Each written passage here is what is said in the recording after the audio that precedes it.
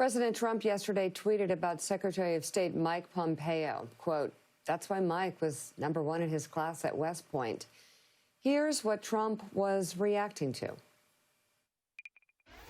Is the State Department currently preparing to engage with the Biden transition team? And if not, at what point does a delay hamper a smooth transition or pose a risk to national security? There will be a smooth transition to a second Trump administration. All right, we're ready. The world is watching what's taking place here. We're going to count all the votes. When the process is complete, there'll be electors selected. There's a process. The Constitution lays it out pretty clearly.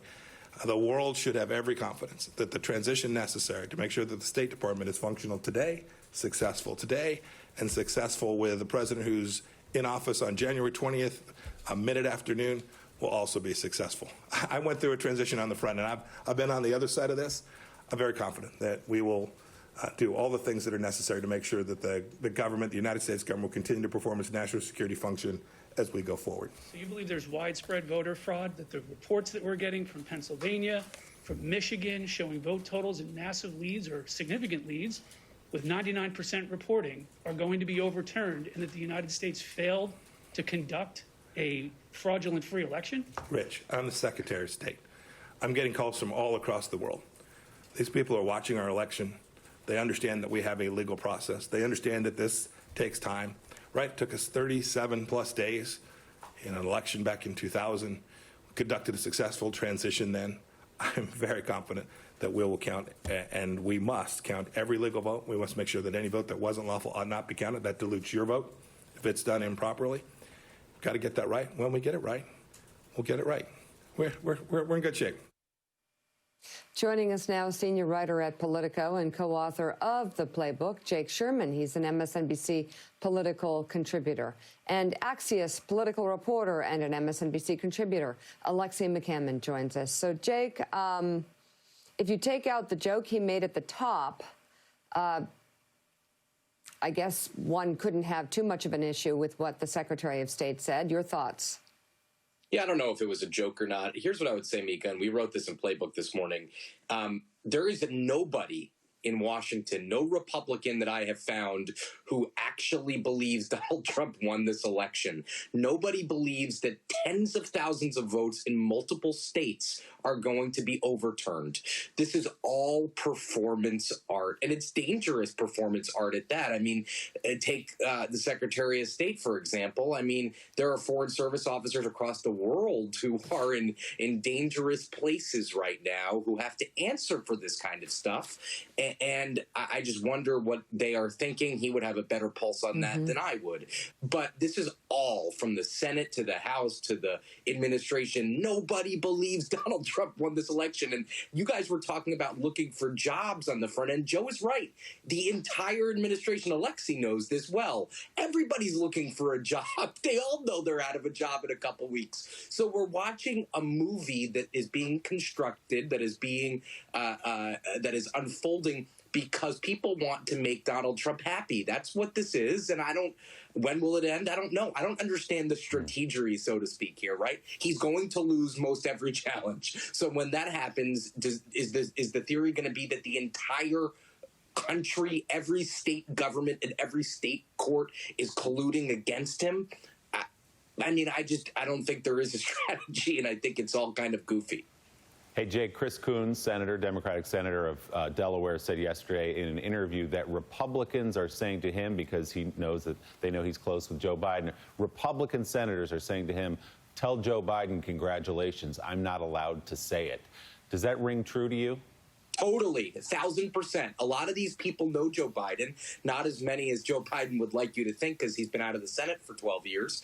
But these people know him. I mean, people like Richard Shelby, a veteran Republican from Alabama, who said yesterday, brushed aside whether he had talked to him and said he didn't need to talk to him or some variation of that. I mean, these people served with him for 30 years in some cases. So, of course, it would make sense that they're sending their well wishes because Donald Trump is losing in every state that he's claiming he might win in. So, I mean, sometimes it's good to ground ourselves back in reality and understand that there's no feasible way at this point that we can understand, based on the information at hand, that Donald Trump has won this election. I mean, I'm sorry to laugh. I'm laughing with you, Willie, because the contention here is so bizarre.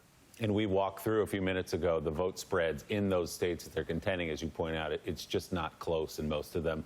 Jonathan Lemire, the president is the one person who took Mike Pompeo seriously, perhaps, in what I guess is being portrayed as a joke. I don't quite get the joke, but very dry. Maybe not going to get him a Netflix special off that. But the tweet from Donald Trump where he said this is why Mike Pompeo was first in his class at West Point. That was a signal from Mike Pompeo to one man, the audience of one Donald Trump, and he took it as serious. That's right. That's the phrase, audience of one, that we have used so often in the last 4 years, Willie, and that's what this moment clearly was. Yeah, the Secretary of State, maybe he was joking, but Donald Trump didn't think it was a joke. And this is clearly the Secretary of State trying to keep the boss happy in the short term, being not wanting to be an advisor that crosses him here, not wanting to be someone who is seen as contradicting the President of the United States. But of course, Pompeo has his own political ambitions. He's widely thought of entertaining his own presidential run in 2024, and he wants to keep Donald Trump happy. He doesn't want that tweet coming down to scuttle his own bid, perhaps, in the Republican primaries, and as he barnstorms across Iowa and New Hampshire in late 2023, where there's certainly an assumption if President Trump isn't running again himself, at the very least, potentially playing the role of kingmaker. At least that's what he hopes.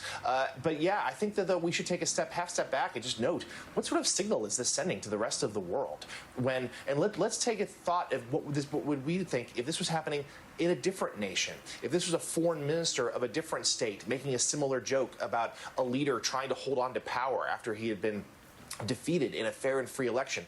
There'd be alarm bells in Foggy Bottom. State Department would be saying this is a crisis and we need to monitor closely. And I think that's the message that a lot of the world is showing right now. And Joe Biden certainly is projecting confidence and calm, and a lot of our allies seem to be drawing some strength and reassurance from that. But to be honest, this is no laughing matter, despite Mike Pompeo's ill-advised attempt at very dry humor. All right, so Alexei McCammond, obviously the Democrats didn't have the best outcome, the outcome they wanted in the House. And you spoke to Jim Clyburn, who really made it clear how he felt, especially about some sloganing issues for the party. Take a listen. I'm curious what you make of the fact of the House seats that you lost and why that happened. Well, it happened simply because we were not able to discipline ourselves according to voter sentiment. We keep making that mistake, this foolishness about you got to be this progressive or that progressive. That phrase, defund the police, cost Jamie Harrison tremendously. Now, I'm not saying it was the only problem. So, Alexei, that has been sort of a strain in the party, being talked about quietly out loud, sometimes not purposefully, but it is something that they have to look at for future success.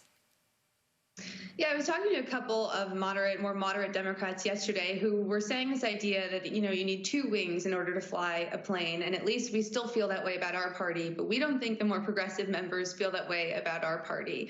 And that's because they are feeling like the right has successfully weaponized these slogans, as Congressman Jim Clyburn was saying, around different policies, whether it's police reform or otherwise, that really crushed Democrats who won these Republican districts in 2018 and in part helped Dems take back the House just 2 years ago. We're seeing how those folks are being punished by their constituents because of this narrative, this misleading narrative around the larger Democratic Party that Congressman Clyburn and others, he's not alone, Congresswoman Abigail Spanberger, Congressman Mark Veazey, others feel that is being weaponized to varying degrees of success and really crushing their chances in crucial congressional down-ballot races. So while they might be celebrating Joe Biden's victory against Donald Trump at the White House, they didn't make the gains in the House as they expected. elected, which of course makes it harder to move forward on the things that they want to do. And that's especially true when they're looking at a Republican-controlled Senate. Of course, that could change after these Georgia Senate races in January. But we're seeing these tensions play out as soon as Joe Biden wins the election.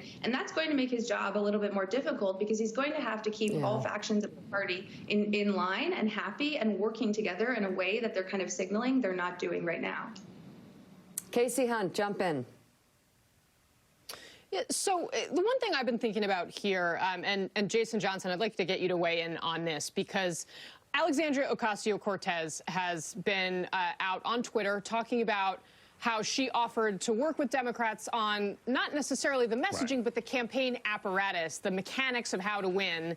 And then Doug Jones, probably the most moderate, obviously lost in Alabama, member of the Senate, one of the more moderate members of the Senate, also said that they have to start rethinking how they do their campaigns to try to make those adjustments. So that's two people that are on the same page. And I'm curious what you think about that. But there's also this cultural element. And I think this is part of, what Joe Biden's team focused on, is trying to bridge some of the cultural divides that Donald Trump has spent a presidency stoking. So how do Democrats grapple with both of those things? First, fixing some of the tactics, but also thinking about this broader strategy.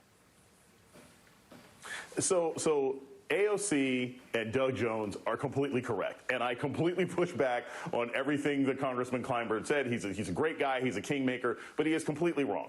And I've said this for a long time. First off, anybody who didn't vote for a Democrat because they heard defund the police was never going to vote for a Democrat anyway. And there are almost no Democrats who are running unless you were Cori Bush, who said defund the police. So it's ridiculous. But the bigger issue, as Doug Jones talked about, as AOC talked about, as we saw in Georgia, is the Democratic Party has to learn how to stop investing in personalities and start investing in states. It's not about Amy McGrath. It's not about stopping Mitch McConnell. It's about who are the indigenous people in that state who know street by street, place by place, how to get people out to vote. What is your internet strategy?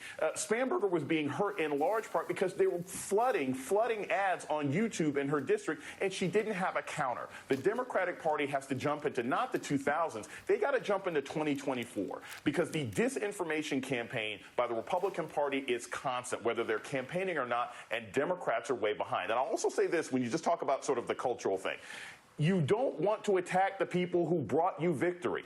It is the progressive wing of the party that moved Georgia. It was the progressive wing of the party that moved parts of urban Michigan. It was the progressive wing of the party that got people excited in Pennsylvania. So jumping up and down on those people and saying you're the problem is the last thing Democrats need to do right now, because you still got two races in Georgia. And the people who are encouraged, the people who are out there protesting, the college students who are involved, you're going to need them to get out and vote again to make sure that Warnock and Ossoff get their jobs. And if you run around saying, oh, hey, these progressive things are too much of a problem, Democrats will shoot themselves in the foot when they have a chance to take control of the Senate.